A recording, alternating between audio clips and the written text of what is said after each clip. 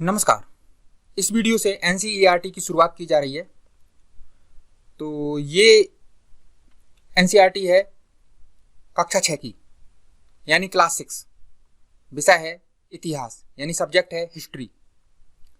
और चैप्टर अध्याय का नाम है अध्याय 1 है, यानी चैप्टर 1। और अध्याय का नाम है, यानी चैप्टर का नाम है क्या, कब, कहाँ और कैसे। ये सारे के सारे प्रश्नवाचक शब्द हैं। जब हम किसी भी कंसेप्ट को पढ़ते हैं और उस कंसेप्ट पर हम प्रश्नवाचक शब्द खड़े करते हैं तो कंसेप्ट क्लियर होता चला जाता है। जैसे अगर मैं उदाहरण के तौर पर लूं तो भारत छोड़ो आंदोलन 1942 में हुआ था। अब मैं उस पर प्रश्न खड़े करूं तो कि भारत छोड़ो आंदोलन क्या था, भारत छोड़ो आंदोलन कब शुरू हुआ, भारत छोड़ो आंदोलन कहां पर हुआ, भारत छोड़ो आंदोलन कैसे हुआ। तो ये सब के सब क्या है, प्रश्नवाचक शब्द हैं। प्रश्नवाचक शब्द खड़े करने से हमारी समझ बेहतर बनती जाती है और समझ का ही खेल है।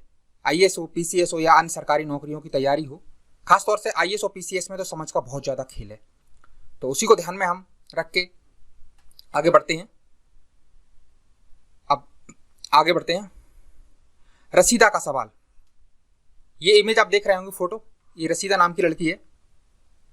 तो रसीदा का प्रश्न क्या है, रसीदा का सवाल क्या है। रसीदा बैठी अखबार पढ़ रही थी। अखबार मतलब न्यूज़पेपर। अचानक उसकी निगाह एक सुर्खी पर पड़ी। सुर्खी मतलब खबर पर पड़ी। 100 साल पहले। वह सोचने लगी कि यह कोई कैसे जान सकता है कि इतने वर्षों पहले क्या हुआ था।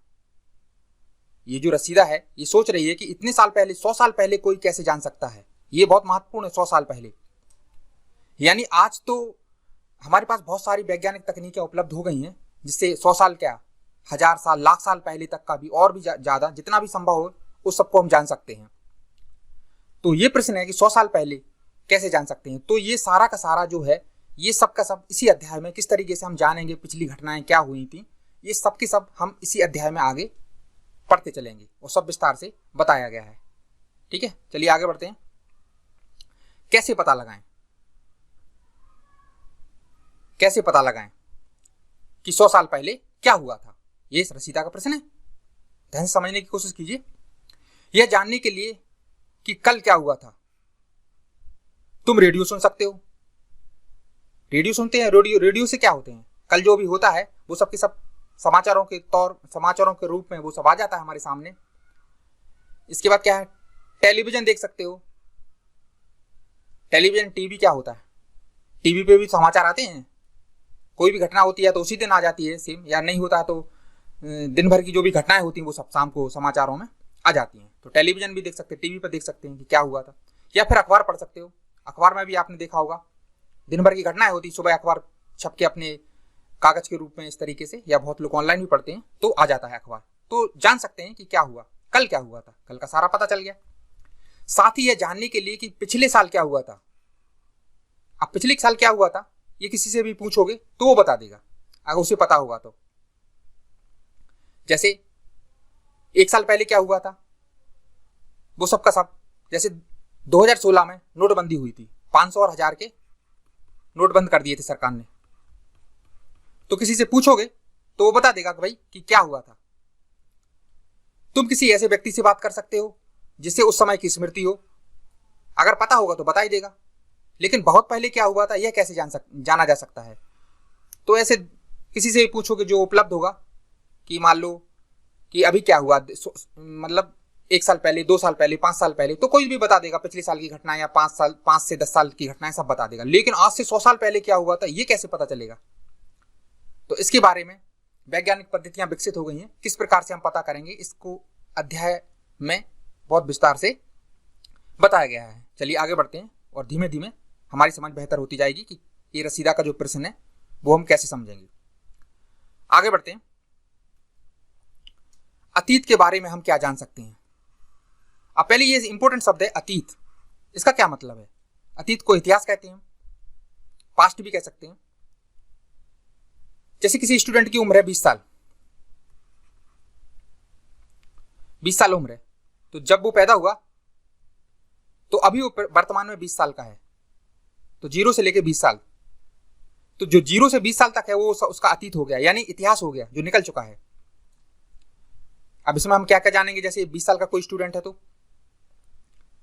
वो कहां पर पैदा हुआ, उसने कहां कहां पर पढ़ाई की, कौन कौन से स्कूल में वो गया, कहां से उसने, मतलब जितनी भी जानकारियां हो सकती हैं सब के सब, वो सब अतीत हो गया। जैसे अगर मैं अन्य उदाहरण लूं तो 1947 में देश आजाद हुआ था, और अगर वर्तमान में लगभग 75 साल से ऊपर हो गए हैं, 75 ईयर हो गए, 75 साल से ऊपर ही हो गए, तो ये सब के सब क्या है, 47 से अगर मैं इधर लूं 1947, 1947 से लेके 75 साल प्लस हो गए, तो ये सब के सब क्या है, ये सब अतीत ही हो गया, यानी इतिहास हो गया। यानी भारत में क्या क्या समस्याएं आई, कैसे देश आजाद हुआ, फिर हमने कैसे अर्थव्यवस्था को खड़ा किया, और जो जो समस्याएं आई उनको हमने, उनसे कैसे हमने अपने आप को बचाया, मतलब जितनी भी संभव घटनाएं हो सकती हैं वो सब हमारा इतिहास हो गया। तो अतीत का मतलब ये है जो निकल चुका है, ठीक है, तो जो निकल चुका है वो सब अतीत है। तो अतीत के बारे में हम क्या जान सकते हैं, अब आगे बढ़ते हैं। अतीत के बारे में बहुत कुछ जाना जा सकता है, बहुत कुछ जाना जा सकता है, यानी सब कुछ जाना जा सकता है। जैसे लोग क्या खाते थे, क्या खाते थे उस समय। आज तो अगर मैं बात करूं कि आज क्या खाते हैं लोग, तो आज तो खाने में, अभी आधुनिक समय में तो लोग बर्गर खाते हैं, डोसा खाते हैं, पानी की टिक्की हो गई, पानी पूरी हो गई, पानी के बतासे हो गए, ये सब खाते हैं जो आज के आधुनिक समय में चल रहा है। और हो सकता है कि और भी चीजें नहीं आ जाए खाने के लिए, चाउमीन, बर्गर, इस तरीके से क्या खाते थे। लेकिन आज से 100 साल पहले क्या खाते थे, इसके बारे में कैसे पता करेंगे, तो इसके बारे में अध्याय में विस्तार से पढ़ेंगे कि क्या खाते थे, कैसे कपड़े पहनते थे। आज के समय में कैसे कपड़े पहनते थे, आज तो जीन्स, टी शर्ट और भी जो भी चल रहे हैं फैशन में, तो वो सब कपड़े पहनते, लेकिन उस समय कैसे पहनते थे आज से 100 साल पहले। रसीदा का यही प्रश्न है, तो उसको हम अध्याय में विस्तार से पढ़ेंगे कि क्या कैसे पता लगाते हैं उन सब चीजों के बारे में। किस तरह के घरों में रहते थे, आज तो घर कैसे हैं, पक्के मकान है, मार्बल टाइल्स लग जाते हैं घरों में, इस तरीके से घरों में रहते हैं, लेकिन उस समय कैसे रहते थे, इसके बारे में हम आगे अध्याय में जानकारी का इकट्ठा करेंगे। हम आखेटक कौन लोग होते हैं, आखेटक वो लोग होते हैं जो शिकार करते हैं अपने भोजन के लिए। जैसे कोई शिकारी है, उसके पास खाना नहीं है खाने के लिए, तो जो जंगल के जानवर रहते हैं जैसे हिरण है, उसको मार देते हैं और अपना भोजन बना लेते हैं। तो आखेटक मतलब शिकारी, पक्षियों का, जानवरों का शिकार करते हैं, तो उनको आखेटक कहते हैं, शिकारी। पशुपालक क्या हो गए, पशुपालक का मतलब हो गया जो जानवरों का पालन करते हैं, जैसे भेड़ पालन हो गए, बकरी पालन हो गए, यानी चरवाहे कह सकते हैं इन्हें, तो पशुपालक हो गए। कृषक जो खेती बाड़ी करते हैं, कृषक हो गए। शासक कौन हो गए, शासक जो राजा हो गए। आज के समय में वर्तमान में अगर मैं कहूं तो देश के प्रधानमंत्री, अमेरिका के राष्ट्रपति, ये सब शासक होते हैं, इनकी बात सर्वोपरि होती, सबको मानना होता है, इनके निर्णय सर्वोपरि होते हैं। व्यापारी का मतलब क्या होता है, व्यापार, बिजनेस। तो व्यापार जो करते हैं, एक चीज को लेके दूसरी जगह जाके बेच देते हैं, एक सामान को दूसरी जगह जाके बेचना खरीदना कहने का मतलब व्यापार हो गया। पुरोहित कौन हो गए, जो धर्म के कार्यों में लगे रहते हैं। शिल्पकार कौन हो गए, कुछ भी चीज बनाना हो, जैसे सुनार हो गए, लोहार हो गए, मिट्टी के बर्तन इत्यादि, ये सब शिल्पकार हो गए। कलाकार हो गए, कलाकार में कुछ भी हो सकता है, कला कुछ भी हो सकती है, कला है, जैसे पेंटिंग बना दी तो ये कलाकार ने बना दी, पेंटिंग कला हो गई। संगीतकार, संगीत का निर्माण कर दिया, जो हमें सुनने में बड़ा मधुर लगता है, आनंद आता है हम लोग जब आपने सुना होगा कहते हैं कि बहुत ही अच्छा संगीतकार है ये, तो संगीत हो गए। या फिर वैज्ञानिक का मतलब हो गया जो खोजें कर रहे हैं नए नए, जो हमें नई खोज करके देते हैं, उन्हें वैज्ञानिक कहते हैं। कि जीवन के बारे में जानकारियां हासिल कर सकते हैं, सबके बारे में जितने बताया अभी ऊपर, इस सबके बारे में हम जानकारियां इकट्ठा कर सकते हैं। अभी तो वर्तमान में हम कर ही सकते हैं क्योंकि हमारे पास सब साधन है, टेलीविजन है, टीवी है, अखबार है, सबके। लेकिन आज से 100 साल पहले जो रसीदा का प्रश्न है, कैसे जानकारी इकट्ठा करेंगे, उसके बारे में विस्तार से आगे पढ़ेंगे कि कैसे जो हमारे इतिहासकार हैं वो कैसे जानकारी इकट्ठा करते हैं। तो इसके बारे में अध्याय में विस्तार से बताया जाएगा, वो आगे पढ़ेंगे। यही नहीं, हम यह भी पता कर सकते हैं कि उस समय बच्चे कौन से खेल खेलते थे, आज क्या खेलते हैं। आज तो भारत का सबसे प्रसिद्ध गेम, चर्चित गेम जो है वो क्रिकेट है। आज तो हम क्रिकेट खेलते हैं, लेकिन उस समय कौन से खेल खेलते हैं, इसके बारे में पता करेंगे हम आगे। कौन सी कहानियां सुना करते थे, आज तो कहानियां आपने सुना होगा, आपने घर में देखा होगा, जो हमारे घर के जो बुजुर्ग होते हैं, बड़े होते हैं, जैसे दादा दादी हो गए, नाना नानी हो गए, तो ये हमें कहानियां सुनाया करते थे। जैसे आपने सुनी होंगी बचपन में, जैसे कि एक राजा था, एक रानी थी, एक जंगल था, एक शेर था, इस तरीके से कहानियां सुनी होंगी आपने बचपन में। लेकिन अगर मैं बात करूं आधुनिक समय में, जो कि जैसे मान लो हिंदी साहित्य के जैसे जो स्टूडेंट हैं या हिंदी में जो कहानियां अच्छी पढ़ना चाहते हैं, तो वो प्रेमचंद की कहानियां पढ़ते हैं, अच्छी लगती हैं उन्हें प्रेमचंद की कहानियां। तो और उस समय के क्या पढ़ते थे आज से 100 साल पहले, जो रसीदा का प्रश्न है, तो उसके बारे में आगे बात करेंगे। कौन से नाटक देखा करते थे? आज तो नाटक आपने देखा होगा, बहुत सारे नाटक आते रहते हैं, तो नाटक देखे होंगे, और कुछ नाटक पढ़ते भी हैं। जैसे हिंदी साहित्य के कोई अगर स्टूडेंट हैं तो वो हिंदी साहित्य में आपने किसी ने पढ़ा होगा, और पढ़ना भी चाहिए अगर टाइम मिले तो, आषाढ़ का एक दिन जिसे बोलते हैं, मोहन राकेश जी ने लिखा है, बहुत ही अच्छा नाटक है, मंचन होता है इसका, और जब भी मौका मिले तो इसको जरूर पढ़िएगा। जैसे भारतेंदु हरिश्चंद्र साहब का नाटक है अंधेर नगरी, तो ये भी बहुत प्रचलित नाटक है, तो इसको भी बहुत लोग पढ़ते हैं। तो इस तरीके तो आज ये हैं वर्तमान में। लेकिन अगर मैं बात करूं तो जो अतीत निकल चुका है 100 साल पहले, 200 साल, 500 साल, 1000 साल, लाख साल पहले, कैसे पता करेंगे? तो इतिहासकार ये सब पता कर लेते हैं, इसकी तरीके बताएंगे आगे चल के किस तरीके से पता करते हैं। या फिर कौन कौन से गीत गाते थे आज के समय में, तो कौन कौन से गीत आजकल तो वर्तमान में अगर मैं बात करूं तो बहुत सारे जो नए गीतकार आ रहे, सिंगर आ रहे हैं, उनके गाने सुने जाते हैं। यो हनी सिंह के गाने सुनते हैं बहुत लोग, या बहुत सारे और भी जो सिंगर नए नए चले आ रहे हैं उनके गाने सुनते हैं। लेकिन उस समय कैसे सुनते हैं? उस समय की तो पता चला कि उनका अपना समय रहा होगा, तो उस समय कैसे सुनते थे, इसके बारे में हम पता आगे चल के करेंगे। तो ये सब चीजें हो गई, तो विस्तार से बताया जाएगा इसी अध्याय में कि किस प्रकार से ये, अभी तो एक समझाने की कोशिश की जा रही है अध्याय में, फिर आगे चल के धीमे धीमे पढ़ते खुलेंगे। अब आगे बढ़ते हैं। लोग कहां रहते थे? तो रहते कहां थे लोग? मानचित्र का मतलब होता है नक्शा, मैप। पृष्ठ 2 मतलब पेज नंबर 2 में नर्मदा नदी का पता लगाओ, तो नदी है ये नर्मदा नदी। तो चलते हैं पेज नंबर 2 पे, चलते हैं पृष्ठ नंबर 2। देखिए ये नक्शा है, और इसमें देखिए ये भारत का नक्शा है, और इसमें देखिए बहुत ध्यान से देखिए, ये है नर्मदा नदी।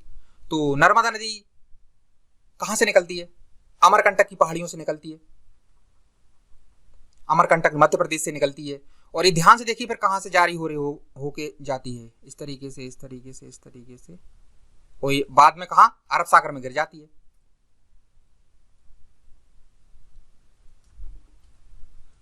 तो हमने नर्मदा नदी के बारे में पता कर लिया, मध्य प्रदेश से निकलती है और अरब सागर में ये गिर जाती है। अब मैं थोड़ा विस्तार से और बता रहा हूँ, थोड़ा सा और जानकारी एक्स्ट्रा आप अपने उसमें जोड़ें तो नॉलेज और ज़्यादा बढ़ेगी। जैसे इसको मैं बांट लेता हूँ, जैसे मैं इसको अगर कह दूँ तो दिशाओं में बांट लूँ, तो पूरब हो गया, पश्चिम, उत्तर, और अगर मैं इसको दक्षिण कर दूँ, यानी ये ईस्ट हो गया, ये वेस्ट हो गया, ये नॉर्थ हो गया, और ये साउथ हो गया। तो इससे क्या है, थोड़ा जानकारी और ज़्यादा इकट्ठी होगी। जैसे मैं कहूँ कि नर्मदा नदी के उत्तर में बिंद की पहाड़ियाँ हैं, देखिए ये थोड़ी अपन लोगों ने क्या है जानकारी थोड़ी ज़्यादा इकट्ठी कर ली है, और होना भी चाहिए। जब भी अपन नक्शा देखें, मैप देखें, तो उससे क्या है, उससे आसपास की भी थोड़ी सी और मैप में जानकारी इकट्ठे कर लें, तो उससे हमारा क्या नॉलेज बढ़ेगा। अब जैसे मैं बात करूं कि नर्मदा नदी के दक्षिण में क्या है, सतपुड़ा की पहाड़ियाँ, तो ये हमने एक्स्ट्रा थोड़ा जान लिया। ठीक है, चलिए अब वापस चलते हैं जहां पे